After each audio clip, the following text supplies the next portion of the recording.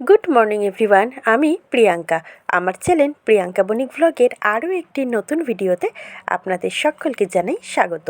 আশা করি আপনারা সকলেই ভালো আছেন এবং সুস্থ আছেন। আমরাও ভালো আছি।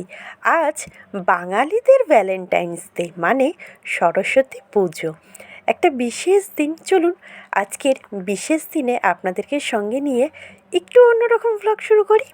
তো সকালে উঠে প্রতিদিনের মতন আমার যে কাজকর্ম থাকে সবটা কমপ্লিট করে, স্নান কমপ্লিট করে চলে এসেছি ছাদে। জামা কাপড় কেচেছি এক গাদা, কেননা আগেই বলেছি, মানে আগের দিনের ব্লগেই বলেছি যে দুদিন জামা কাপড় কাচতে পারিনি, আকাশের ওয়েদার খারাপ ছিল দেখে। তো আজকেও সকাল থেকে মেঘলা ছিল, তবে গত দুদিনের থেকে একটু ভালো, ততটাও মন্দ নয়। তাই সমস্ত জামাকাপড় যা যা পড়েছিল মোটামুটি একতরফা কাচাকুচি কমপ্লিট হয়ে গেছে। আর সকালের দিকটা আজকের আপনাদের দাদাভাই একটুখানি নিজেই রান্না করে নিয়েছিল, ফুলকপি আলুর তরকারি, লাউ দিয়ে ডাল আর ভাত। পরে আমি চিকেনটা রান্না করেছি ঠিকই। তো কালকে রাতে বেগুন পোড়া করেছিলাম, সেই বেগুন পোড়াও বেশ অনেকটা রেখে দিয়েছিলাম। সেই সব মিলিয়েই আজকের অফিসের খাবার নিয়ে চলে গেছে। তো এখন আমি দুই মেয়ের স্কুলের ড্রেস আপনারা দেখে বুঝতেই পারছেন সমস্তটা কাছাকাছি করেছি, কেচে ধুয়ে এখন ছাদে চলে এসেছি মেলতে। তবে আজকের আমাদের দুপুরের নিমন্ত্রণ আছে। ওই যে জেঠিতে বাড়ির ফ্ল্যাটে যারা যারা নতুন প্রতিবেশীরা এসেছেন তারা সকলে মিলে ফ্ল্যাটের ছাদে সরস্বতী পুজো করেছে। তো সেটাই আমাদেরকে নিমন্ত্রণ করে গেছিলো সকালবেলা এসে। দুপুরে খিচুড়ি ভোগ খাওয়া হয়েছিল। তবে ওনাদের সাথে আমার আগে কখনোই কথাবার্তা বা আলাপ পরিচয় হয়নি। যে কজন ফ্যামিলি মেম্বাররা এসেছেন আজকের গিয়ে বেশ ভালোই লাগলো, সবাই বেশ মিশুখে আলাপি আমাদের মতনই। তো যাই হোক, কাজকর্মগুলি কমপ্লিট করে ফেলি। মেয়েরা তাদের ম্যামেদের বাড়িতেও যাবে। আজকে ছোটো মেয়ে অঞ্জলি দিয়ে দিয়েছে আর বড় মেয়েও দিয়েছে, তবে বড় মেয়ে কালকে আরেকটা ম্যামের বাড়িতেও দেবে। তো চলুন একে একে করে সব কিছু শেয়ার করি আপনাদের সঙ্গে। তো এখন আমি জামা কাপড়গুলি মেলছি আপাতত। আর গাছ ভর্তি তো আমার অনেক ফুল ফুটেছে, আপনাদেরকে আমি আগেও দেখিয়েছি, এমনকি প্রতিদিনই প্রায় বলতে গেলে দেখাই। তবে তিনখানা ফুল কিন্তু একসাথে ফুটবে, সেই থোকা জবাগুলি। তো যাই হোক, জামা কাপড় সব মেলে ধুয়ে দিয়েছি, মানে ধোয়ার পরে মেলা হয়ে গেছে কমপ্লিট। আর এদিকে আকাশটাও বেশ পরিষ্কার, ঝাঁ চকচকেই করছিল। চলুন আজকে একটা নতুন জিনিস আপনাদের সঙ্গে শেয়ার করি। হলুদ গাছ লাগানো হয়েছিল, আর সরস্বতী পুজোর দিনে এরকম নিজেদের গাছ থেকে হলুদ তুলে সেই হলুদ বেটে মেখে স্নান করার মজাটাই কিন্তু আলাদা। তবে দুখানা গাছ উঠেছিল, একটা গাছ এখনও পর্যন্ত জীবিত আপনারা দেখতেই পাচ্ছেন, আর একটা গাছ শুকিয়ে গেছিলো, মানে মরে গেছিলো। যেই গাছটা মরে গেছিলো সেই গাছটা আমার বড় মেয়ে তুলেছে। তবে শুধু এইটুকু হলুদ নয়, আরও অনেকটা হলুদ কিন্তু তোলা হয়েছে, ওই সবটা তুলেছে সুন্দর করে। অনেকটা পরিমাণে হলুদ হয়েছিল, অতটা পরিমাণ হলুদ তো আর বেটে মাখা হয়নি, অল্প একটুখানি মাখা হয়েছিল। আজকের কিছুটা মাখা হয়েছে, আবার কালকেও কিছুটা মাখা হবে। তো এখন হলুদ তোলা চলছে, আর আমার বড় মেয়েই সেটা করছিল। দেখুন এই হলুদটা কিন্তু অনেকটা হয়েছে, তবে মাটিটা যেহেতু বসে গেছে প্রতিদিন জল দিতে দিতে, তাই একেবারে গাছ তোলার সাথে সাথেই প্রত্যেকবার যেরকম হয় জানেন তো, প্রায় 2-1 বছর বাদ দিয়ে সারা বছরই, মানে প্রত্যেক বছরই কিন্তু হলুদ গাছটা আমাদের বাড়িতে লাগানো হয়। দেখেছেন একটা গাছে কতটা পরিমাণ হলুদ হয়েছে। তো মেয়েদের স্নান টান কমপ্লিট করা হয়ে গেছে, আর এখন আমি বসিয়ে দিচ্ছি চিকেনটা। আপনাদের দাদাভাই তো আগেই বলেছি ফুলকপির তরকারি আর লাউ দিয়ে ডাল করে নিয়েছিল, আর ওদিকে ভাতটাও করে নিয়েছিল। ততক্ষণে আমি জামা কাপড় কাচাকুচি করছিলাম, সেই কারণে। আর মানে জল থাকার সাথে সাথে তো জামা কাপড়টা ধুয়ে কেচে নিতে হবে, না হলে তো জল চলে গেলে আবার তোলা জলে করতে হবে। আর তোলা জলে কাজ করতে না আমার বিশেষ ভালো লাগে না, সুন্দরভাবে কল ছেড়ে কাজ করতে ভীষণ আনন্দ পাই। ওই যে জল ঘাঁটতে ভালোবাসি, তার সঙ্গে ঠান্ডা লাগা ফ্রি আছি, তাই আমার 12 মাসে 13 পার্বণ লেগেই থাকে, মানে 12 মাসে 13 বার সর্দি কাশি, তাতে কোনো বিরক্ত নেই আমার জল ঘাঁটা নিয়ে। তো যাই হোক, এখন আমি রান্না বসিয়ে দিয়েছি। আবার রান্না করতে করতে মেয়েদের একটু রেডিও করে দিচ্ছিলাম। বড় মেয়ে পরেছে শাড়ি, কোনো বছর পরে না, এই বছর প্রথমই শাড়িটা পরলো। আমার বড়টা ছোটোবেলার থেকেই প্যান্ট টপেই বেশি স্বাচ্ছন্দ্য বোধ করে। সে বাড়িতেও প্যান্ট টপ পরে, কোথাও ঘুরতে গেলেও, দুর্গাপুজোর সময়তেও মোটামুটি প্যান্ট টপেই ওর 12 মাস কেটে যায়। শাড়ি বা কোনো লং ফ্রক, গ্রাউন এই সমস্ত জিনিস ও একদমই পছন্দ করে না। হয়তো শখের ঠেলায় কেনে, সেটাই একবার কি দুইবার গায়ে পরেই বাকি সারা মাসই আলমারিতে থাকে। তাই জন্য সেরকম একটা কিনতেও চায় না, বিশেষ করে প্যান্ট টপই তাই বেশিই কেনে। এমনকি আমার বোনের বিয়েতে যে তত্ত্ব দিয়েছিল, সেই তত্ত্বতেও মানে আমার বড় মেয়ে আমার বোনকে রীতিমতো থ্রেট করে দিয়েছিল যে এই আমাকে কিন্তু উল্টোপাল্টা কিছু দিবি না জামা কাপড়, আমি কিন্তু তাহলে পরবো না, আমাকে কিন্তু প্যান্ট আর টপই দিবি। তাই ওর কথা মতন ওকে প্যান্ট আর টপই দিয়েছিল, আর সেটাই ও বেশ সুন্দরভাবে পরেছিল। আসলে কি বলুন তো, যে যেই জিনিসটা পরতে ভালোবাসে তাকে মনে হয় সেই জিনিসটা পরতে দেওয়াটাই আমার মতে উচিত, তাহলে সে বেশ ভালোই কমফোর্টেবল বোধ করবে। তো আমি এখন আলুটা ভেজে তুলে নিলাম চিকেনের, আর এদিকে কড়াইতে মশলাটা ভাজা বসিয়ে দিয়েছি।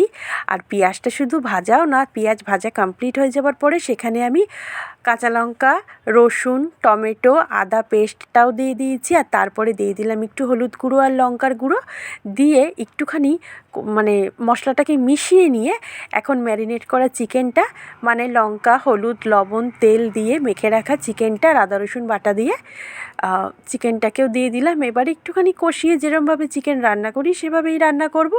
আর চিকেনটা বসিয়ে দিয়ে তারপরে আমি হাত টাত ধুয়ে নিয়ে মেয়েকে গেলাম শাড়ি পরাতে, রেডি করাতে। তো প্রথমবার শাড়ি পরেছে, তবে আন্টিদের বাড়ির থেকে বেরিয়ে ওদের স্কুলের ঠাকুরটা দেখে কতক্ষণে ঘরে এসে শাড়ি ছেড়ে তারপরে জেঠিদের ফ্ল্যাটে আমরা সবাই গেছিলাম। তো এখন চিকেনটা প্রায় অনেকটাই কষানো হয়ে গেছে, আর এখন আমি আলুটা অ্যাড করে দেবো, মানে ভেজে রাখা আলুটা চিকেনের সাথে মিশিয়ে নিয়ে আর একটুখানি কষিয়ে নিয়েই জলটা ফাইনালি অ্যাড করে দেবো। আর চিকেনটা কষাতে কষাতে এত সুন্দরভাবে সেদ্ধ হয়ে গেছিলো যে বেশি জল দেওয়ার প্রয়োজনই ছিল না। আর আলুটাও আমার আগের থেকে সিদ্ধ করে জল ফেলে রাখা হয়েছিল, আর তারপরে ভালো করে ভেজে নিয়েছিলাম। আলুটাও অর্ধেক সেদ্ধ হয়ে গেছিলো, তাই দুটো মিলিয়েই জলটা বেশি আর দিলাম না, অল্প জল দিয়েছি। আর অল্প একটু ঢেকে দেওয়াতেই চিকেনটা হয়ে গেছিলো। তারপরে গরম মশলা দিয়ে নামিয়ে নিয়েছিলাম। তো দেখুন এখানে আমি 1 মগেরও কম জলটা দিলাম। চিকেনটা এবার জলের সাথে মিশিয়ে নেবো। মেশানোতে আমরা বুঝতেই পারবেন যে আমি কইটুখানি জল দিয়েছিলাম আজকের চিকেনে। তবে রাত্রিবেলায় রুটি দিয়ে খাওয়া হয়েছে, দুপুরবেলা আমরা কেউই আর ঘরে তো খাইনি ভাত, খালি আমার শ্বশুরমশাই মানে ওদের দাদু খেয়েছিল। আর আমরা সবাই ওখানে প্রসাদ, খিচুড়ি আর বাঁধাকপির তরকারি, ওখানে যা যা আইটেম হয়েছিল, খিচুড়ি, বাঁধাকপির তরকারি, বেগুনি, পাঁপড় ভাজা, চাটনি, পায়েস। তবে পুজোটা অনেকটা দেরিতে হওয়াতে খাওয়া দাওয়া করতে অনেকটাই দেরি হয়ে গেছিলো। খাওয়া দাওয়ার সেরকম ভিডিও আমি তুলতে পারিনি, কেননা আমার মেয়ে ব্যাগ আর ফোন নিয়ে আমাদের বাড়িতে চলে এসেছিলো। আমরা খেলাম সবার লাস্টে।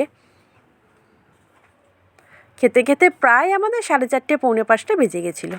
তো যাই হোক, চিকেনটা এখন বেশ করা হয়ে গেছে, চিকেনটা টকবকিয়ে ফুটছে। এবার আমি গ্যাসটাকে অফ করে দেবো। আর এবার চলুন, এটা হচ্ছে আমার মেয়ের ইংলিশ টিচারের বাড়ি। ওই যে মেয়ের পাশে বসে আছে সাদা শাড়ি পরা, ওদের ইংলিশ ম্যাম। আর এটা হচ্ছে পূজাদের বাড়ির ঠাকুর। ঠাকুরটা সত্যিই খুব সুন্দর হয়েছিল, আর আয়োজনও দেখতে পাচ্ছেন খুব সুন্দর। আমার ছোটো মেয়ে এখানেই বই খাতা দিয়েছে। এটা ওদের স্কুলের পাশে পাড়ার মোড়ে সুন্দরভাবে সাজিয়েছে সরস্বতী ঠাকুরের প্যান্ডেলটা, খুব সুন্দর দেখতে লাগছিল। এরকম বেশ 2-3খানা পুজো হয়েছে। এইটা আমার বড় মেয়ের স্কুলের পুজো। এইখানে ওদের পুজোটা আজকে হয়েছে, আমরা সবাই গেছিলাম ঠাকুর দেখতে। এই যে ছোটো মেয়ে, ওর বন্ধু সঞ্চারী আর আমার মেয়ে তার পাশে দাঁড়িয়ে আছে। আর এই যে আঁকা প্রতিযোগীর আঁকাগুলি এখানে খুব সুন্দরভাবে টানিয়ে রাখা হয়েছে। কালকেই ওদের স্কুলে আঁকা প্রতিযোগিতা হয়েছিল। আর এই যে দেখতে পাচ্ছেন আমার মেয়ে শাড়ি পরেছে, প্রথমবার শাড়ি পরলো। আর ছোটোটা আজকের পরেনি শাড়ি, ও স্নান করে নতুন জামা কাপড় পরেই গেছিলো। আর এইটাও আরেকটা পাড়ার ঠাকুর, 3খানা পুজো হয়েছে আমাদের পাড়ায়।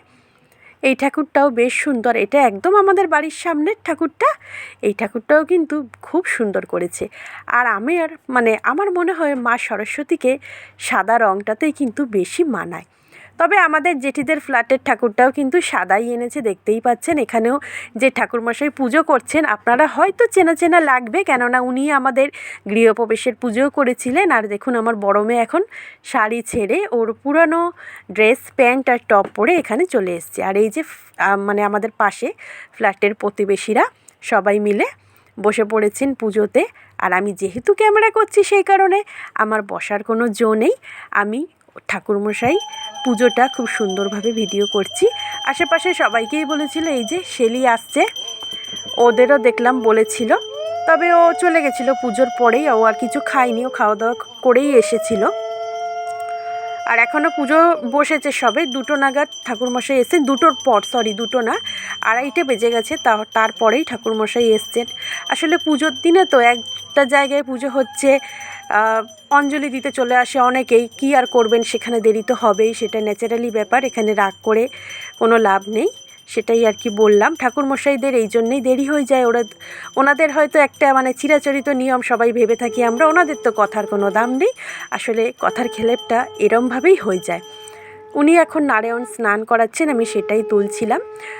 হয়তো বলল যে ঠাকুরমশাই 20 জন মতন অঞ্জলি দেবে, তো সেখানে হঠাৎ করে দেখা গেল আরও 10-12 জন চলে আসলো, তো ন্যাচারালি ব্যাপার, সেটা তো দেরি হবেই, সেটা সবাইকেই বুঝতে হবে।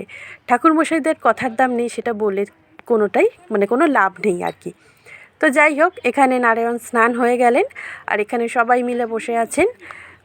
আমার মেয়েরাও বসে আছে। তারপরে গিয়ে জেঠিকে নিয়ে এসেছিল।